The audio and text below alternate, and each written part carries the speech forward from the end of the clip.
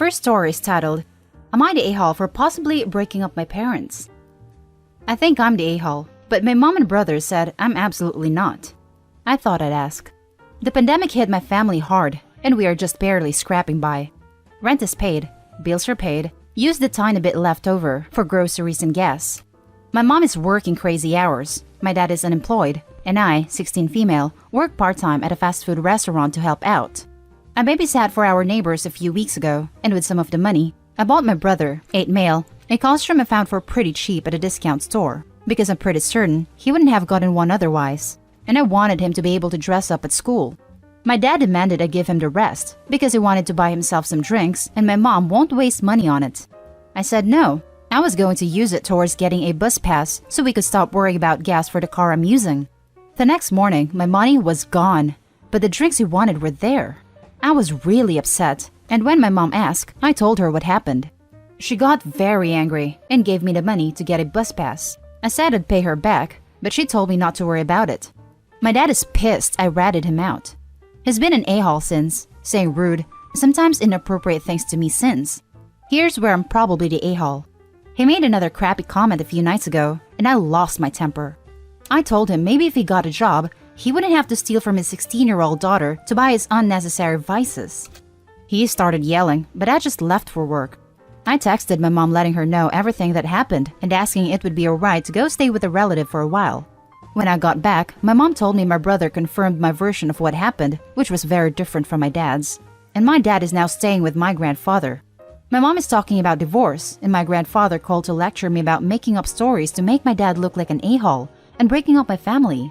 I shouldn't have said what I did, but my mom keeps telling me it's no one's fault but his, even though my dad and grandfather are blaming me. Am I the a-hole for what essentially feels like breaking up my parents? Now for the top comments. Not the a-hole. You did not break up your parents. You did not cause this fight. Any problem your parents have is between them. Your dad is the a-hole here. He is an adult who stole money from his 16-year-old daughter to buy himself drinks, while his partner is working overtime to support the entire family. If your mother is mad at him, it's not because you told her. It's because she knows how messed up his behavior is. Agreed. And if mom is talking divorce over this, I'm betting there's been problems for a while now, and this is just the proverbial straw that broke the camel's back. Your dad is a total a-hole for stealing from you to support his habit and lying about it. Your mom sounds awesome and has every right to be pissed at him. Not the a-hole. It's not even the proverbial straw.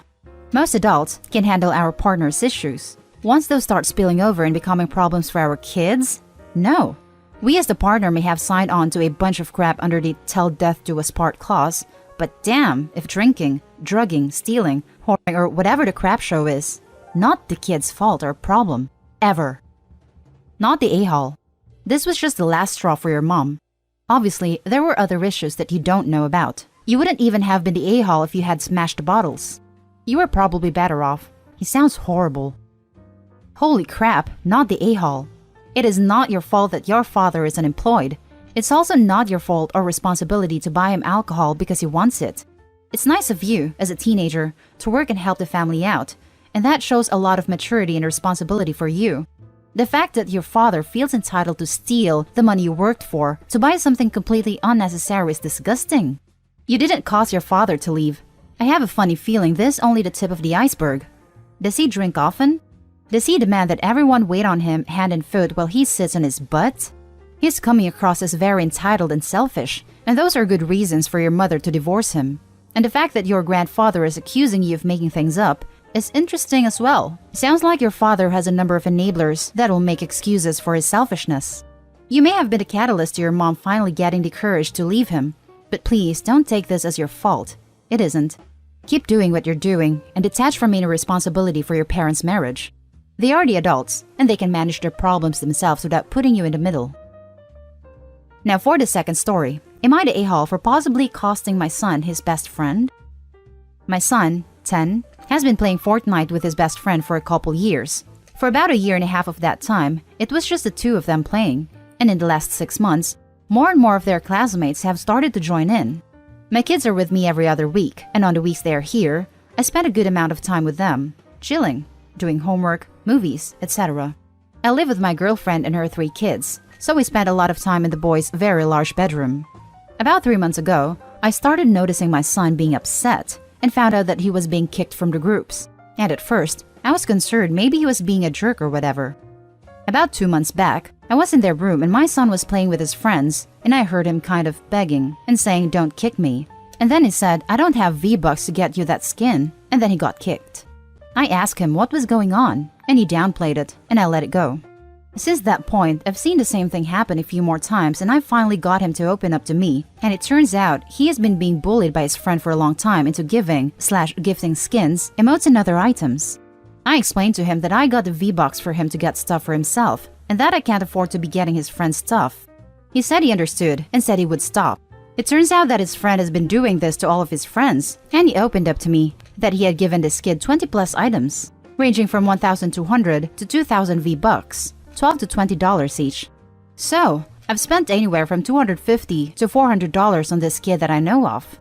I had written out a long text to this kid's mom a couple weeks back, and for some reason, I decided not to send it.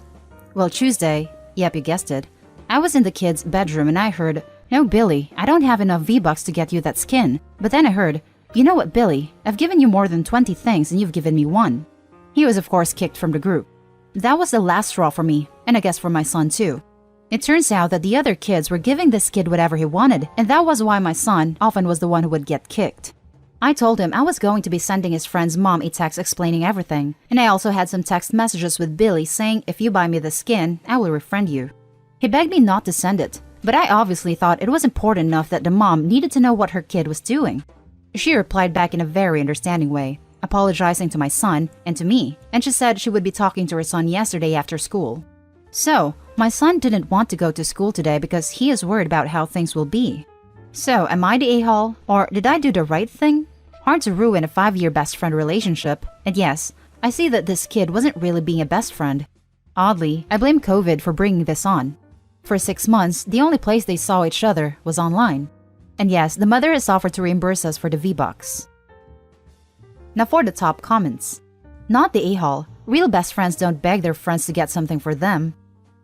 Not beg. The kid is bullying others to give him skins by not allowing them to play with him if they don't give him skins. I think this is a really important distinction. The kid didn't beg or even ask. He demanded. He then made these demands a conditioned precedent for his friendship. Opie did the right thing, but now there will be a difficult time for his son. He may very well go to school and find that he is now without a friend group, since it sounds like the other friends are still under the bully's sway. That is rough, having to go to school every day without a friend group.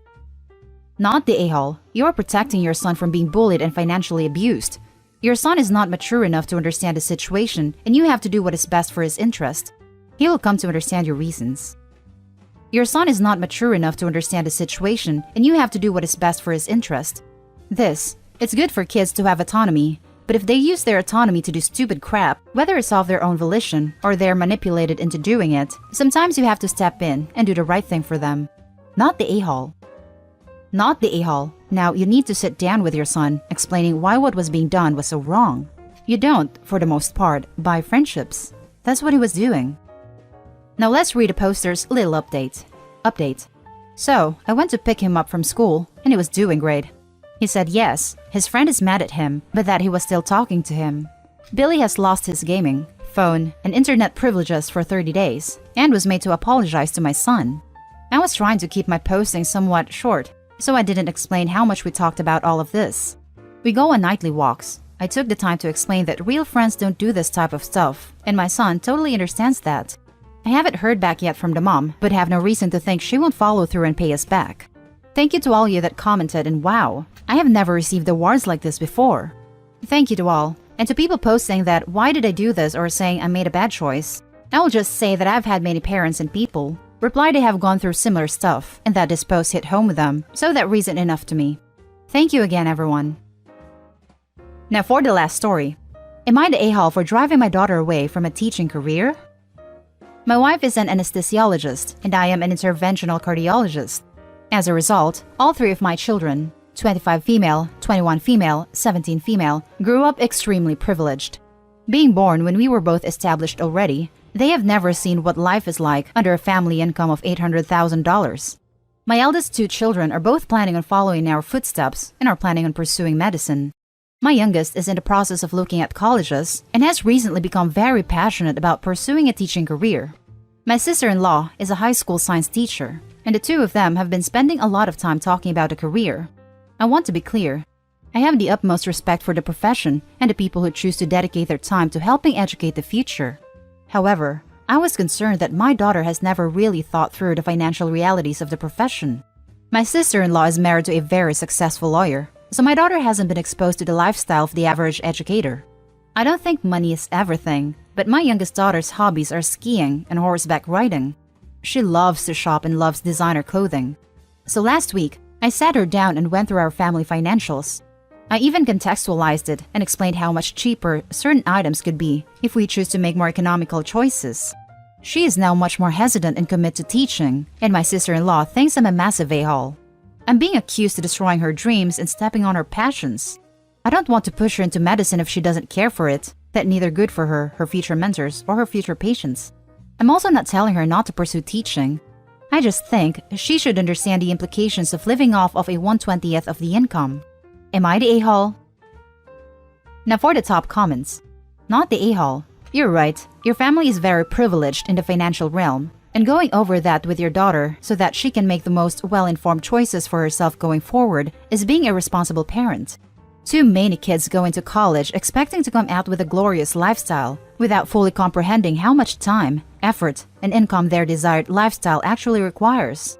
So, showing her exactly what your family makes for income and how you're choosing to spend it and where changes could be made if it was needed is Finance 101 and will definitely help her avoid debt and other financial decisions that could cause her serious challenge down the road.